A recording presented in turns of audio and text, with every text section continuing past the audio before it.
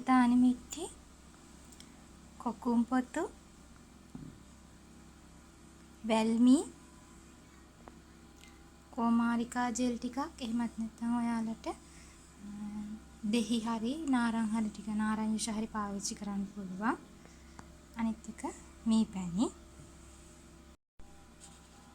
මුලින්ම මුල්තාන් මිට්ටි ස්වල්පයක් ගන්නවා. මූණට හරි ඔයාලා ගන්න පුළුවන්, ඒ කියන්නේ ඔයාලා ගාන ප්‍රදේශය අනුව ඔයාලට අවශ්‍ය ප්‍රමාණය දා ගන්න පුළුවන්. කොකුම් පොතු, වැල්මි පොඩි ප්‍රමාණයක් දා ගන්නවා. ඒ හැම එකකින්ම එකම විදිහක ප්‍රමාණයකින් දා ගන්නවා. ඊළඟට ඇලෝ ජෙල් චුට්ටක්. නැත්නම් ඔයාලට මේකට ඇලෝ ජෙල් පොඩි ප්‍රමාණයක්. නැත්නම් ඔයාලට මේකට ඒ කියන්නේ දෙහි හරි නාරං හරි පාවිච්චි කරන්න පුළුවන්. ඊළඟට මී පැණි ස්වල්පයක්.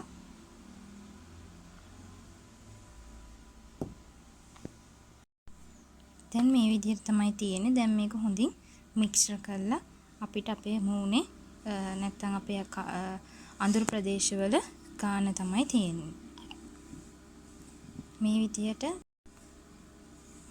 මේ විදිහට සති මේක මික්ස් කරලා අපි ගාලා සති 2ක් 3ක් වගේ ගෑවුවාම තමයි සතියට දෙපාරක් මේ විදිහට සතියට 3 පාරක් 2 පාරක් වගේ ගානකොට තමයි අපිට හොඳ රිසල්ට් එකක් ගන්න පුළුවන් වෙන්නේ මේ ෆේස් පැක් එකේ. ඒකල්ල සති 4ක් වගේ ගෑවනම් මේකේ හොඳ රිසල්ට් එක අපිට බලා ගන්න පුළුවන්.